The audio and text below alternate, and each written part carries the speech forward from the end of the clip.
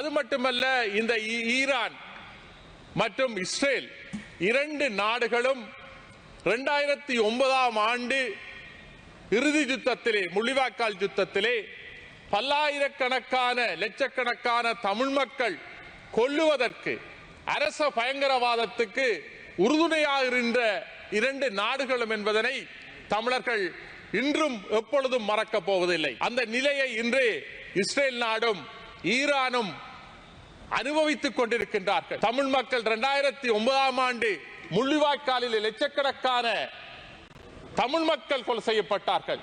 குண்டுகளை போடுவதற்கும் தடை செய்யப்பட்ட வெடிபொருட்களை வழங்கி அதனை மக்களை அழிப்பதற்கும் உறுதுணையாக இருந்தவர்கள் இன்று அந்த நாட்டிலே பல்லாயிரக்கணக்கான மக்கள் இறக்கின்ற தருவாயிலே சூழ்நிலையிலே இருக்கின்றார்கள்.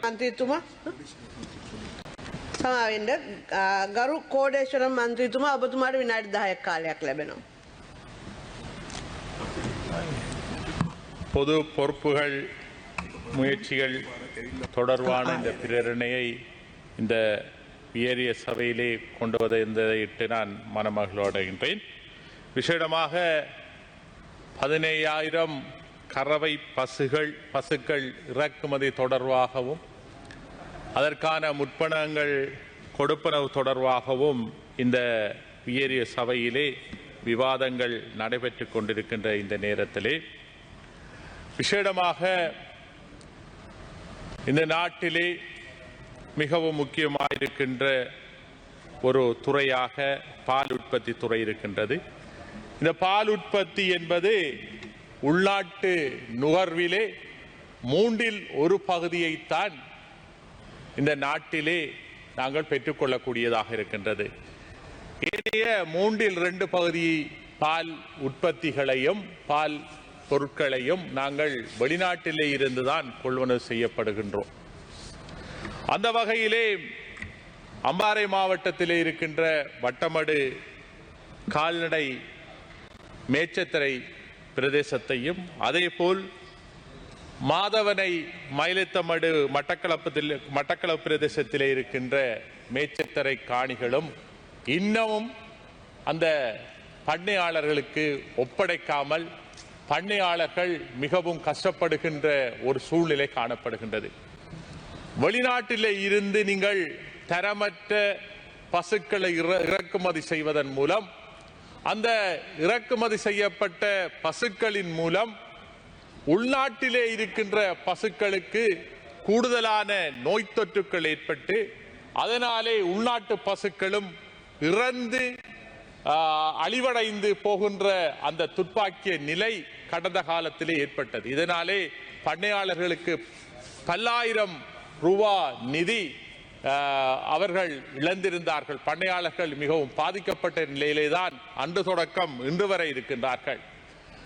அது மட்டுமல்ல, இன்று விசேடமாக வடகிழக்கிலே, அதிலும் குறிப்பாக அம்பாறை மட்டக்களப்பு மாவட்டங்களிலே இற்றவரையிலே இந்த அரசு 9 மாதங்களாகின்றன. என்ன முதலீடுகளை அந்த மாவட்டத்திலே செய்திருக்கின்றார்கள்? எத்தனை பேருக்கு வேலை வாய்ப்பை வழங்கியிருக்கின்றார்கள்? உற்பத்தி பொருளாதாரத்திலே என்ன தாக்கத்தை ஏற்படுத்தியிருக்கின்றது என்ற விடைகளுக்கு நாங்கள் கேள்விகளுக்கு விடை காண வேண்டியவர்களாக இருக்கின்றோம். இற்றவரையிலும் கூட அந்த பிரதேசத்திலே எந்த விதமான முதலீட்டு உற்பத்திகளோ முதலீட்டு வாய்ப்புகளோ ஏற்படாமல் இருப்பதன் மூலம் அந்த பிரதேசம் மிகவும் பின்தள்ளப்பட்ட ஒரு பிரதேசமாக மாறுகின்ற ஒரு துப்பாக்கிய நிலைக்கு தள்ளப்பட்டிருக்கின்றது.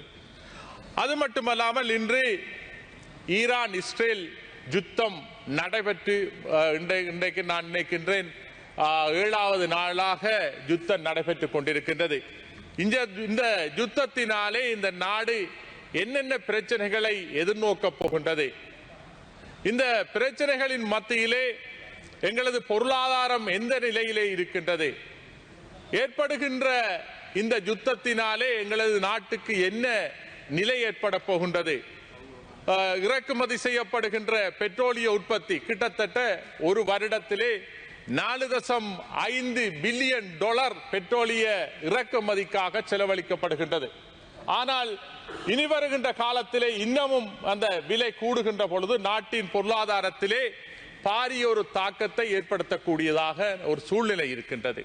அது மட்டுமல்ல, இந்த ஈரான் மற்றும் இஸ்ரேல் இரண்டு நாடுகளும் 2009ஆம் ஆண்டு இறுதி யுத்தத்திலே, முள்ளிவாய்க்கால் யுத்தத்திலே பல்லாயிரக்கணக்கான லட்சக்கணக்கான தமிழ் மக்கள் கொல்லுவதற்கு, அரச பயங்கரவாதத்துக்கு உறுதுணையாக இருந்த இரண்டு நாடுகளும் என்பதனை தமிழர்கள் இன்றும் எப்பொழுதும் மறக்கப் போவதில்லை.